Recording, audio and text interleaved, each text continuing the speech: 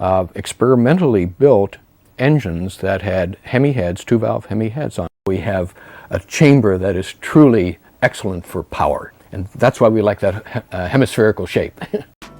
It was the engine that terrified the competition, a mechanical monster that dominated the streets and the track. A beast so powerful, so ahead of its time, it made Chrysler a legend overnight. We're talking about the HEMI 426, the engine that rewrote the rules of racing, earned the respect of every gearhead, and struck fear into the hearts of GM and Ford alike. But here's the shocking part. They banned it. Yes, the engine that fans worshipped, racers begged for, and engineers were in awe of, was too good. So good, in fact, that it was pulled from the playing field. So what happened? Why would anyone ban the most iconic engine of the muscle car era? Today, we uncover the explosive truth behind Chrysler's banned 426 HEMI, the engine that was just too powerful for its own good. This wasn't just another engine. It wasn't something you'd find under the hood of your average Sunday cruiser.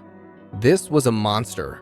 Loud, raw, and absolutely untouchable. But one of my favorites is the 426 HEMI. This particular one is mine, and I'm going to But where did it come from? To understand the 426 HEMI, we have to rewind the clock. Back in the early 1950s, Chrysler's engineers were quietly working on something that looked more like science fiction than street performance. It was a combustion chamber shaped like a dome, hemispherical to be exact. Designed not for speed demons, but for high-end luxury cars. That's right, the original firepower HEMI V8 wasn't built to race. It was built to give Chrysler's luxury lineup the muscle it had been missing. But the world was changing fast. By the time the 1960s rolled in, the streets weren't just about style anymore. They were battlegrounds. The muscle car era was exploding, and while GM and Ford were already making noise, Chrysler felt like an underdog watching from the sidelines. This time, unlike the 170, it will be 426 powered. Their performance rep? Fading. Their rivals? Winning. The pressure was on. But Chrysler wasn't about to sit back. Behind closed doors, the engineers were fired up. This wasn't just about catching up anymore. This was about domination. The goal?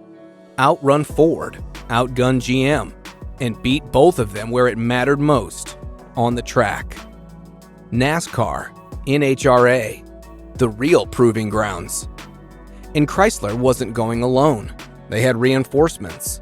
The hardcore performance teams at Plymouth and Dodge joined the mission. What they needed wasn't just another fast engine. They needed a weapon. One that could make the crowd's jaws drop and the competition cry uncle. I outlawed the HEMI engine. Said, okay, so they decided to all go racing. They already had the blueprint, the hemispherical design. Now they just had to turn that elegant engineering into a full-blown racing juggernaut. And thus, the 426 HEMI was born. Big, brutal, unapologetically overbuilt. An engine so wild, it wasn't just fast, it was feared. The secret weapon behind Chrysler's rising legend wasn't just brute force, it was how that force was made. At the heart of the HEMI 426 was its revolutionary hemispherical combustion chamber. A design so clever, it almost seemed unfair. With massive valves angled at steep inclines, airflow wasn't just good, it was phenomenal. The setup allowed air and fuel to rush in and out with incredible efficiency, burning cleaner and hotter without the usual risk of detonation. That meant higher compression, more power, and smoother performance, all in one brutal package. The manufacturer's viewpoint is it takes a lot more to produce a HEMI head and make it work than it would a wedge head. This wasn't just a big engine, it was a smart engine. By 1962, Chrysler had quietly assembled a team of top-tier engineers to begin upscaling what they'd learned from the earlier firepower engines. Their mission? Create a racing engine that could tear through NASCAR and drag strips alike. For the foundation, they chose the RB Series Big Block V8, a reliable platform already used in their 413 and 426 wedge engines. But what they were building was no simple upgrade. It was something entirely new. By 1964, after countless hours of development and testing, the monster was finally ready to roar. The essence of these engines is still intact. The top fuel dragster is still based on the... So what made the 426 HEMI so special? Let's break it down. First off, the cylinder heads. These weren't just an evolution, they were a revolution. The hemispherical design allowed engineers to angle enormous intake and exhaust valves across a dome chamber. The result? Insane airflow, precise combustion, and far more efficient breathing than anything GM or Ford had on the table. You could hear the difference the second it fired up. The valve train was an OHV setup. Push rods, rocker arms, and dual rocker shafts per head, all engineered to handle the insane forces this thing generated. Each cylinder got 2 massive valves. Overkill by most standards, but perfect for what Chrysler had in mind. The engine block was cast iron. Heavy, yes, but nearly indestructible. And Chrysler wasn't taking chances. They reinforced the main caps with cross bolts to keep the block from flexing under extreme pressure. This engine wasn't just built to race, it was built to survive anything. Of these engines, I guess is the core engine, not the evolution, but the... Now, depending on the version, the internals varied. Street versions came with cast pistons. Still strong, but a little more forgiving for daily driving. Racing versions, though, entirely different beasts. These got forged pistons, forged steel connecting rods, and a forged crankshaft to handle brutal track conditions. The camshaft was tailored to its role. Hydraulic flat tappets for street use, but solid lifters and aggressive lift and duration profiles for race-spec engines. These cams weren't shy. They made sure those big valves stayed open long enough to feed the HEMI all the air it could swallow. Package, the car, the engine, the tranny, and so forth, didn't do well at NASCAR. And what about size? The 426 HEMI clocked in at exactly 426 cubic inches, or 7.0 liters. It ran a 4.25-inch bore with a 3.75-inch stroke. The perfect combo for high-revving, high-torque chaos. Compression ratios ranged from 10-25-1 for street use to a jaw-dropping 12-5-1 in racing variants.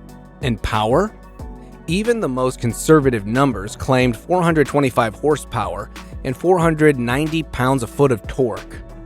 But insiders say those figures were sandbagged. The truth? Many HEMIs were pushing far more than advertised. This wasn't just an engine, it was a declaration of war on every other manufacturer in America. And when it hit the track, the world would never be the same. Combination of the HEMI and the raised B engine from the Max Performance Wedge. The year was 1964. The crowd at Daytona was buzzing, the stands packed, the air thick with anticipation. Everyone knew the race would be fast, but no one was ready for what Chrysler had quietly rolled onto the track. 3 cars, 3 engines, unlike anything anyone had ever seen before. And at the heart of each one was the brand new 426 HEMI, the so-called elephant that would go on to reshape racing history. Then came the green flag. Richard Petty, driving his Plymouth with the HEMI under the hood, didn't just win, he dominated. The other 2 HEMI-powered cars, they took second and third.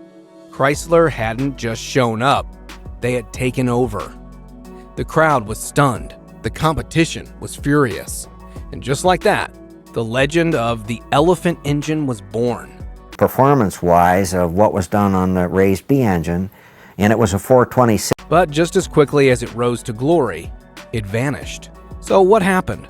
Why would NASCAR ban an engine so clearly groundbreaking? Well, it wasn't personal, it was politics. NASCAR had strict homologation rules, designed to keep the playing field level. If a team wanted to race with a certain engine, they had to sell that engine to the public too. Fair enough. But there was one problem. Chrysler's race HEMI wasn't street legal. It was too aggressive, too raw, and simply too wild for the average driver. And so in 1965, after only one season, The 426 HEMI was banned from NASCAR. But Chrysler wasn't about to back down. They went back to the drawing board, dialed it down just enough, and in 1966 released a street-legal version of the beast. Is this Mopar Performance cast iron Siamese bore block. Still 425 horsepower, but with milder cams and cast iron exhaust manifolds. A little tamer, but no less iconic. It was now available in showroom Dodges and Plymouths, and that was enough for NASCAR. The rulebook had been satisfied.